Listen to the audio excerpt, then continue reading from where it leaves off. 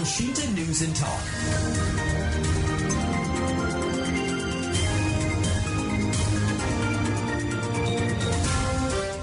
Portal pembatas kendaraan berat di kawasan Jerakah, Kecamatan Ngalian, Kota Semarang kembali rusak keempat kalinya hingga roboh setelah ditabrak truk pada hari Senin 10 Agustus yang lalu. Truk bermuatan bahan pangan bernomor polisi BE 8946 AUD melaju dari arah Mangkang menuju kawasan industri Candi. Saat melintas di kawasan yang dilengkapi portal pembatas tersebut, truk menabrak portal hingga roboh.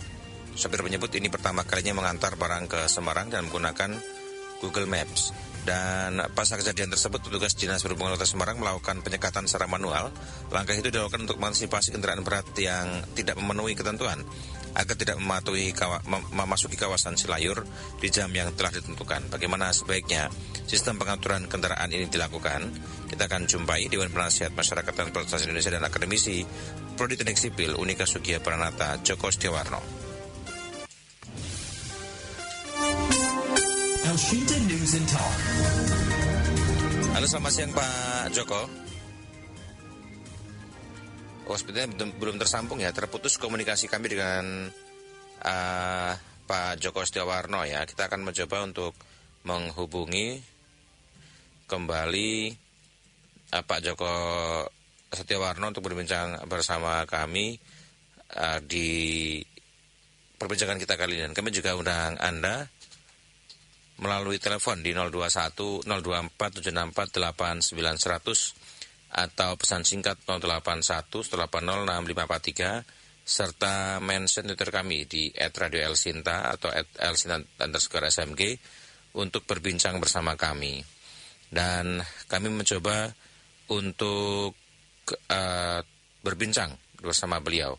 Kami undang Anda juga dan kami minta pendapat juga bagi Anda ya, kira-kira berkaitan dengan kondisi yang terjadi di Silayur. Beberapa waktu terakhir tidak hanya sekali, kejadian beberapa kali adanya truk yang kemudian menabrak pembatas portal yang ada di Silayur. Tujuan ikhtiar dari Pemkot Semarang sebenarnya baik untuk melakukan pembatasan berkaitan dengan kejadian tersebut, namun akhirnya yang terjadi malah kemudian semakin parah ya. Kita akan mencoba menghubungi narasumber kita dan kami undang Anda pendengar untuk berbincang bersama kami melalui telepon di 02476489100 atau pesan singkat 087721109100. Kita akan hubungi Pak Joko setelah pesan berikut ini. Elshinta Semarang News and Talk.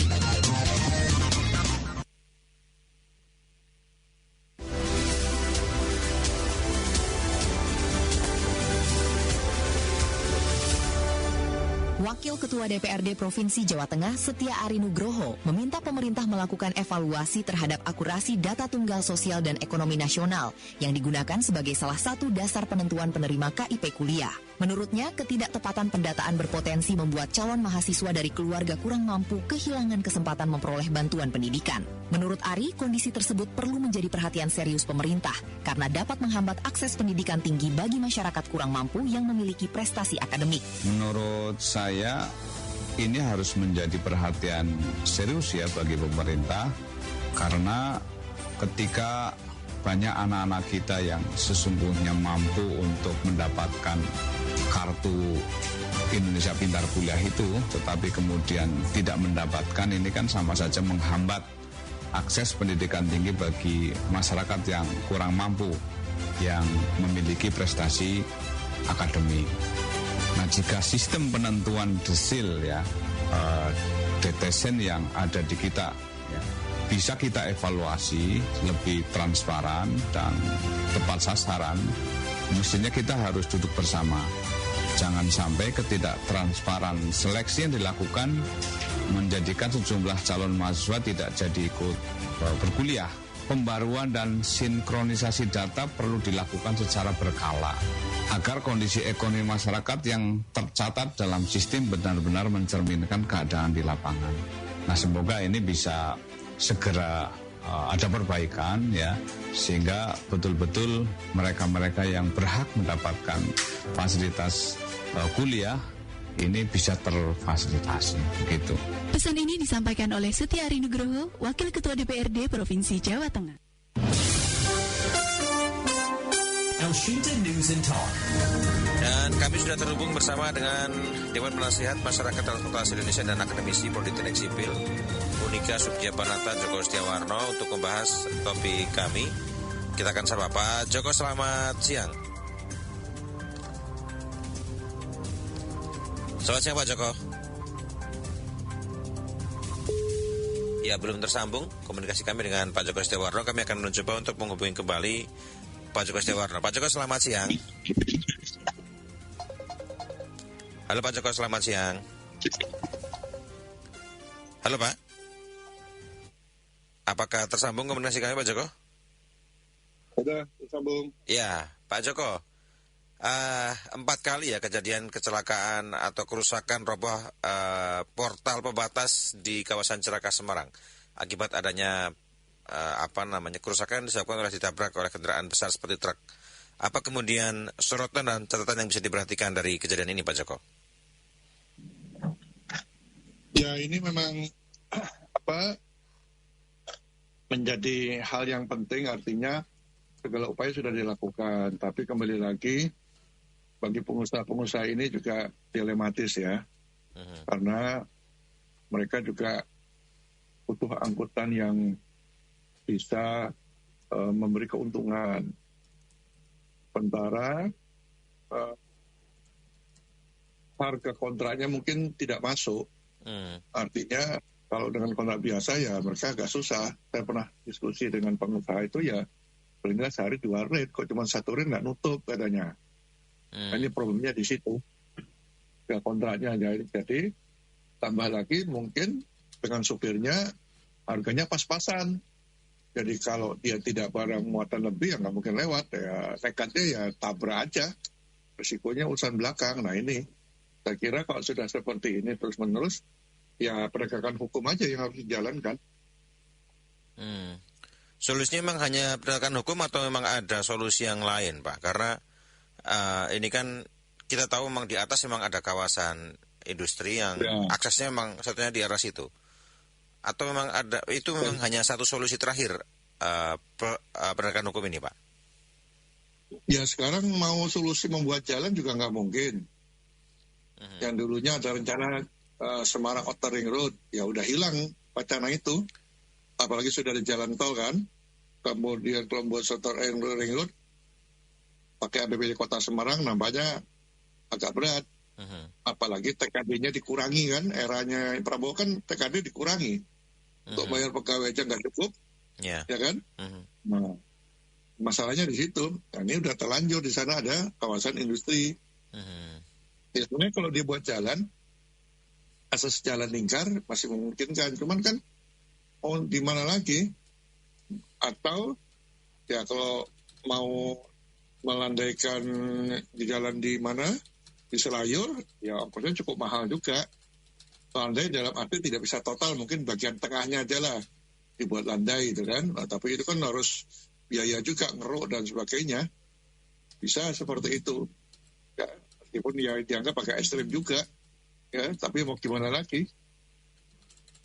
Nah itu, pilihan-pilihannya nampaknya agak sulit sih, kecuali ya menahan itu tadi. Kecuali kalau buat jaringan jalan, faktor biaya sekarang. Biaya tinggi. Kan sempat disampaikan juga oleh Wali Kota Semarang Ibu Agustina, kalau untuk pembangunan jalan itu memang ada pada biaya yang cukup besar dan tidak mudah dilakukan dengan waktu cepat.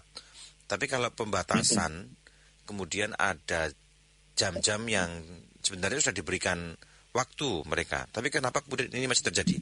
Sosialisasi yang kurangkah atau memang seperti apa sebenarnya? Sebenarnya enggak juga, mereka sudah tahu, artinya harga kontraknya rendah, jadi kalau mereka per hari cuma 1 kali rugi, katanya harus 2 kali. Padahal kalau 2 kali malam dini hari dengan jarak tertentu mungkin nggak bisa. Kan diangkut barang juga dia harus bongkar muat, nah waktunya kembali nggak cukup. Itu persoalannya. Baik-baik. ada beberapa yang menyoroti ya. Saya bacakan beberapa pesan singkat karena tadi saya juga memanggil pendengar dan ada pendengar yang berpendapat semisal seperti ini, ditutup saja jalannya atau kemudian dibikin jalan baru, tapi harus tetap menunggu waktu. Ini pendapat dari Pak Toto. Ada juga yang berpendapat semisal pendengar kami Pak Andika, saya sepakat dengan narasumber harus ada penegakan hukum yang tegas. Karena kalau supir kan sebenarnya untung, kalau sudah ada hukuman yang tegas, itu pasti terjadi. Pertanyaannya, oknum di subnya siap enggak? Nah ini, dua terlebih dahulu silakan tanggapannya. Ya kalau penegakan hukum di situ, jalan ya di kepolisian. Ya. Ya, kalau di sub ya biasanya hanya di Timpul, itu ya kepolisian yang melakukan tindakan, nanti diusulkan, diajukan ya. Ya siap tidak siap kalau memang seperti itu. Tapi kembali lagi, memang ini pilihan yang serba susah ini kan. Bisa satu sisi mau cari alternatif bangun infrastruktur nggak mungkin. 5 tahun ini sudah nggak mungkin lah.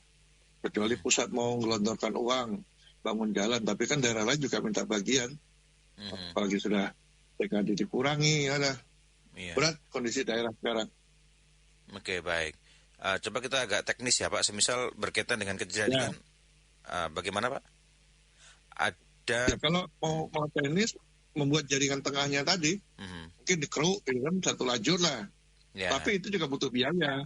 Tinggal dihitung berapa biaya pengerukan, melandaikan, ya, dan safety-nya juga perhitungkan lah kilometernya biar lancar gitu kan ya. Ada nggak anggarannya harus dihitung juga itu. Tapi kalau keseluruhannya dikeruk agak susah seperti di jalan Hanoman, ya, itu nggak mungkin karena kami kiri masih ada aktivitas. Kalau Jerakah ini masih memungkinkan ya Pak. Tapi kalau secara hitungan kasar kira-kira APBD kita kuat tidak Pak? Apa rupiahnya? Ya, APBD kita mampu tidak untuk melakukan pengerukan itu kira-kira dari pengamatan Pak Joko? Kalau solusinya tadi kendalanya kan APBD juga ini karena TKD ya. Di kebutuhan lain juga tinggi. Nggak susah juga nampaknya. Bangun infrastruktur kan nggak hanya jalan kan, ada kepentingan lain. Kecuali mungkin para pengusahanya urunan berapa persen dari para pengusaha umpamanya gitu kan. Tapi berapa APBD bisa seperti itu. Di KIC juga banyak ya, artinya kan banyak sekali usaha-usaha yang besar. Tinggal kemudian Pemkot mampu tidak atau mau tidak untuk melakukan itu gitu ya Pak? Ya, DSR-nya kalau memungkinkan atau sumbangannya berapa dari sana untuk dihitung lah gitu ya. Yang jelas kalau mengeruk di bawah dibuat cekungan, tapi dia datar, berapa biaya kan akan pekerjaannya itu juga cukup mahal. Nanti kalau sudah jadi rada aneh juga, kayak kolam gitu kan, di tengah-tengah ada yang datar. Tapi itu yang masalah teknis bisa selain ya mengaktifkan jalan Semarang Outer Ring Road, tapi cukup lama juga itu. Kalau sudah makin ramai di perumahan-perumahan ya ganti untung juga. Ya ini memang kesalahan masa lalu ya. Kalau udah kepikir ada hanya bangun kawasan, aksesnya nggak dipikirkan. Dampaknya sekarang evaluasi insiden kan berarti harusnya tetap dilakukan. Kalau berbicara berkaitan dengan SOP yang diterapkan, seberapa besar sebenarnya ketentuan standar SOP yang kemudian dilakukan sehingga akhirnya terjadi kecelakaan ini Pak? SOP apa saja yang kemudian bisa yang dilanggar dalam hal ini Pak? Yang jelas mungkin itu batas ketinggian. Batas ketinggian, ya karena dia tinggi jelas volumenya juga berlebih. Itu yang sekarang dikejar kan ojol itu kan. Tapi di sisi lain juga memang harus regulasinya ada ini sih, yang namanya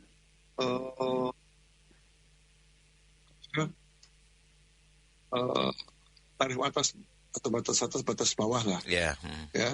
Jadi dia tidak terjadi kesepakatan itu harganya murah.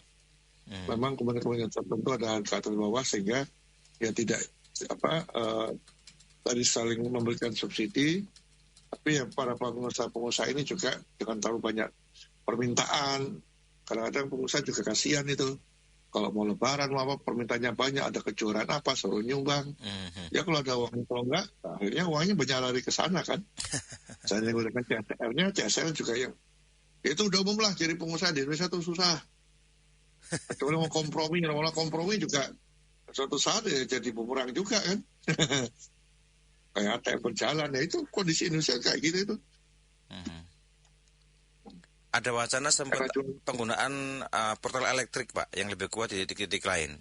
Apa kira-kira ini cukup efektif? Apa? Portal elektrik. Kan saya sempat mendengar ada wacana Pemkot Semarang akan menggunakan portal elektrik untuk melakukan penyekatan ini. Selain penyekatan manual yang dilakukan. Apakah juga cukup efektif, Pak? Ya kalau elektrik berarti mereka kena denda, nanti nggak usah pakai portal, lewat tapi suruh bayar. Tapi masalahnya kan kalau dia lewat jam operasional itu loh, itu yang jadi persoalan. Jangan sampai membuat kecelakaan lagi pada saat jam operasional, muatannya lebih. Ya ini jadi keselamatannya mengganggu keselamatan orang lain. Kalau di dini hari guling nggak apa-apa, tapi kalau jam-jam sibuk itu yang dihindari. Dampaknya kira-kira apa ya? Kalau bicara berkaitan dengan penegakan hukum kan berarti nanti ada koordinasi yang seharusnya dilakukan antara Disub dengan kepolisian. Ini bagaimana, Pak? Ya kalau di situ memang nanti kalau penegakan hukum pasti kepolisian kan jadi ruas jalan ya. Ranahnya ranah kepolisian. Perintahnya itu. Kalau di sub saya disimpul-simpul, cuman Disub punya kepentingan juga untuk mengatur lah. Atas izin polisi dia boleh masang portal gitu kan. Izinnya. Tapi kembali lagi, sekarang para pengusaha coba kalau ditanya apakah mereka satu kali ambil barang bisa nggak? Nah, kalau bisa berarti harga barang harus dinaikkan kontraknya biar dia bisa nutup operasional. Nah persoalannya dengan kontrak yang ada mungkin perusahaan nggak tutup, sehingga dia harus melakukan muatan lebih. Kemudian pendapatan supir juga tidak standar atau lebih rendah lah. Nah, supir juga pengen pendapatan dari barang yang diangkut. Harus seperti itu kejadiannya. Tapi yang di Indonesia itu yang dijalankan pengemudinya, pemilik barangnya nggak pernah menjadi tersangka. Maksudnya kalau seperti ini tanggung jawab di pemilik barang juga ada. Karena dia kan membeli barang jangan terlalu berlebihan lah. Ya. Ya, saya bacakan pesan singkat ada pendengar semisal menyampaikan pendapat tidak menyebutkan nama nomor 8 sekian menyampaikan pendapat Jalan Prof Hamka ini merupakan asas vital menuju kawasan industri Candi dan juga pemukiman bagian atas. Bahkan ada banyak pemukiman padat warga sehingga lintasnya tidak hanya truk tapi juga kendaraan kecil pribadi. Apa yang terjadi? Apakah ada inkonsistensi tata ruang? Dan kira-kira apakah perlu ada audit keselamatan jalan berkaitan dengan hal ini dari pemerintah pusat sehingga pemerintah pusat bisa mengintervensi anggaran ke daerah. Ini yang pertama. Kemudian yang pendapat yang kedua, memang ini kesalahan masa lalu, tapi apa tidak bisa diperbaiki oleh pemimpin yang sekarang agar kejadian tidak terus berulang karena ini persoalan nyawa dan persoalan kepentingan publik, Pak, dari Ibu Susi di Ngalian. Ada lagi pendapat yang menyampaikan itu bukan kesalahan murni supir, tapi memang kesalahan Google Map yang salah mengatur, kebetulan yang salah mengarahkan ini. Kebetulan supirnya saya tidak tahu jalan situ, kalau tahu mungkin tidak akan lewat situ. 3 pendapat ya, boleh ditanggapi silakan Pak Joko. Ya, semua itu bisa terjadi dan memungkinkan, cuman persoalannya kan sekarang kalau pengen membangun aja anggaran pemerintah sekarang itu pembangunan fisik itu kurang. Kalau zaman Pak Jokowi itu 10% APBN kita bisa untuk bangun fisik. Artinya ada kemungkinan untuk dimintakan lah untuk jalan lingkar dan sebagai bantuan dari pusat. Nah sekarang kan berbeda. Justru anggaran daerah yang disediakan oleh pusat untuk kepentingan ada janji politik. Nah, ini jadi persoalan. Memang ini kesalahan masa lalu yang nggak terpikirkan. Dan sebenarnya bukan hanya kota Semarang, di daerah lain juga ada seperti itu. Cuman bedanya di daerah lain itu jalannya datar sehingga nggak terpatal di Semarang dan dilewatinya konturnya naik turun. Itu yang membedakannya. Sebenarnya bukan hanya Semarang kok, kota lain juga sama. Oh, iya. Ada Pemda lain itu aksesnya juga sepi, jalannya buruk. Gitu. Kalau ada kawasan industri, karena yang buat masyarakat juga nggak mikir akses itu loh. Selalu begitu tata ruang nggak. Sekarang mikirnya kalau buat tata ruang mesti bicara akses. Kalau nggak gitu ya nggak bisa maksimal kayak banyak yang sekarang sedang sadar program MBG dari 3T. Lah gimana 3T-nya mau maju? Oh, jalan aksesnya buruk kan nggak mungkin. Akhirnya diserang di Jawa. Ya sama juga ini. Akses itu penting. Transportasi itu memang kebutuhan turunan, tapi dia menjadi hal utama ketika pengen membagikan ekonomi. Nah, belum lagi regulasi lain juga harus menyesuaikan dalam artian melihat kembali apa yang perlu direvisi. Contohnya sopir itu sebenarnya bukan sumber kesalahan. Sopir nggak tahu apa-apa, dia buat isinya barangnya apa, muatan berapa dia nggak tahu, ya kan? Tapi memang ada sopir-sopir memang mencari tambahan. Tinggal pulang harus berisi itu sisi lain. Tapi setidaknya itu kalau barang itu tanggungnya pengusaha angkutan barang, nah, pemilik barang harus ada manifestnya. Nah, kita belum sampai ke situ, makanya sekarang sedang proses revisi undang-undang lalu lintas yang baru, sedang proses revisi, termasuk juga sanksi-sanksinya tidak hanya pada pengemudi, lebih pada kekuatan pemilik barang sama pemilik angkutan. Karena ini kan dampak pasal 80 disebutkan di situ, tarif angkutan baru berdasarkan kesepakatan, itu yang salah. Kalau sepakatnya rendah ya karena banyak pesaing cari yang rendah yang menang, tapi dia lupa atau mau sengaja aja sopirnya karena dianggap orang butuh kerjaan mau nggak diborongkan sekian, diborongkan bukan digaji ya. Mas sopir di Indonesia ada 3 model, ada yang perusahaan bayar sopir bulanan, ada yang sistem borongan, ada yang dia dulu sopir sekarang jadi juragan, itu paling banyak itu. Ya, punya truk 1, 2 yang dulu dia sopir, jadi 3 model itu. Yang bergaji ada tapi nggak banyak. Usaha-usaha baru menggaji. Inilah yang harus diselesaikan Menteri Perhubungan gimana berisinya angkutan barang logistik. Meskipun ini juga ada sudah ada kemarin Etle Hub yang diresmikan, tapi itu kan penegakan hukum. Tapi hulunya harus diberesin, regulasinya, kemudian sistemnya, kesejahteraan sopir juga dipikirkan. Ini sering lupa. Pemerintah kan bikin kesejahteraan sopir ojol, sopir truk enggak. Padahal menteri kita presiden kalau nggak ada sopir truk nggak bisa makan. Berasnya bawa siapa? Kan sopir truk. Lupa kan ya. Sopir ojol dipikirin karena politis. Bisa bikin ojol, bisa dapat suara gitu kan. Kalau truk malah ada suara, tapi dia lupa kalau sopir truk mogok, nggak usah dia mogok aja lah nggak bisa makan kan pejabat kita. Tapi juga termasuk aturan over dimension overload juga politis juga kan Pak? Belum selesai sampai sekarang Pak Joko? Belum, ini belum jelas ini. Makanya saya lihat di regulasinya juga nggak ada anggaran tuh. Hanya darat dianggarkan, laut enggak. Hanya ini sisi lain lah kita lihat di Tanjung Mas tuh bawa kendaraan Kalimantan semuanya odol semua itu. Mau bawa barang colongan, bawa apa nggak tahu kok. Ada X-ray nggak ada. Mau bawa mayat masuk dalam orang di situ, masukkan ke dalam juga nggak ngerti. Coba lihat di pelabuhan tuh, masuk aja kan ya. Pernah ada X-ray? Ini barangnya klip-klip loh, bawa barang enggak, bawa emas aja boleh kok. Emas 70 berapa? Masukkan situ nggak ada yang ketahuan. Soal motor colongan masukkan, udah pindahin nggak ada yang tahu. Lah itu. Kan jangan heran sisi lain sekarang obong lagi ada kapal terbakar 2 mingguan kan kecelakaan, tiap 2 minggu kecelakaan. Lah itulah urusan perhubungan kita banyak yang belum dibereskan ya. Padahal mudah-mudahan beres, tapi kalau saya lihat anggarannya kok rasanya programnya terancam gagal ini. Ada Pak Yudi yang berpendapat tidak hanya persoalan transportasi kecelakaan, tapi juga persoalan banjir karena adanya pembangunan di kawasan atas Mijen, wilayah atas seperti Mijen, itu berdampak pada banjir di beberapa titik seperti di kawasan Tuku dan juga Mangkang. Ini jadi harus jadi perhatian juga Pak. Persoalan tata kota kita kacau gara-gara politik begitu. Tanggapannya bagaimana silakan Pak? Dari Pak Yudi. Ya itu sudah pasti lama memang seperti itu. Kita mengembangkan daerah atas ya, dampaknya di bawah kan ya. Karena perkembangan Semarang luar biasa lah, ke arah timur, ke arah selatan, utara nggak berani karena air ya. Karena rob ya. Ke arah barat, ke arah timur, ke arah selatan, ke utara kita persoalan dengan rob. Memang Jawa itu bebannya berat. Kalau Jawa itu kan setengah penduduk Indonesia di Jawa. sebagian harus spill aja lah, pindah ke Kalimantan gitu kan ya. Tapi bangun IKN juga butuh waktu. Ada pro dan kontra. Kalau saya sih setuju aja biar orang nggak numpuk di Jawa. Semuanya Jawa sudah bebannya cukup berat Pulau Jawa itu.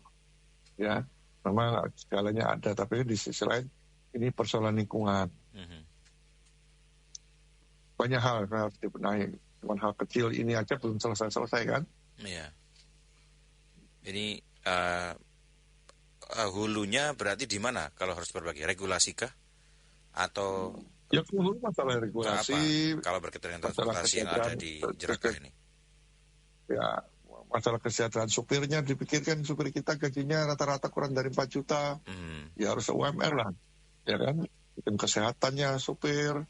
Kemudian kalau jalan raya itu punya batasan maksimal 500 kilo, berarti harus nyiapin dengan jalan kereta atau menggunakan laut ya, biar aman, tidak kebakar lagi. Ini kan 2 minggu kan kebakar terus, ada pooling lah.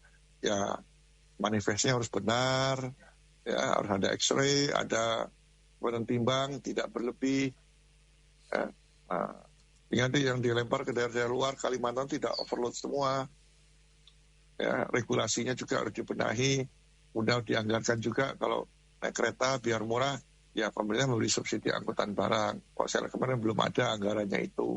Ya karena PTK BUMN masih mau lah, nggak tahu nanti diambil di sisi lain ya. Tapi sudah bisa kita lihat aja. Teman kan sudah menyiapkan kok. Ini untuk yang kita bicara angkutan barang secara umum ya. Baru sebatas itu kemarin hukum itu sisi hilirnya jauh, hulunya yang harus banyak. Sudah ada program 9 aksi kok. Tapi baru 1 aksi yang kelihatan, penegakan hukum. Yang lainnya masih banyak, saya lupa tuh 9-nya apa saja. Ya salah satunya kami usulkan pada kesejahteraan pengemudi. Pengemudi truk kita 90% itu nggak punya rumah. Berarti kan harus dapat rumah subsidi. Itu janjinya begitu kemarin. Mereka sudah dijanjikan, tapi nggak tahu realisasinya seperti apa. Dijanjikan anak sopir dapat beasiswa katanya. Nggak tahu beasiswa dari mana, mudah-mudahan ada. Soalnya banyak yang cuma janji-janji aja. Ya, duitnya nggak ada gitu kan ya. Banyak itu sampai sekarang janji. Pindahan sebidang 4 triliun nggak ada anggarannya. Kereta 5 triliun nggak ada anggarannya lah, nggak tahu. Apalagi katanya bangun kereta 100-an triliun, yang kecil aja nggak dianggarkan, apalagi yang gede kan.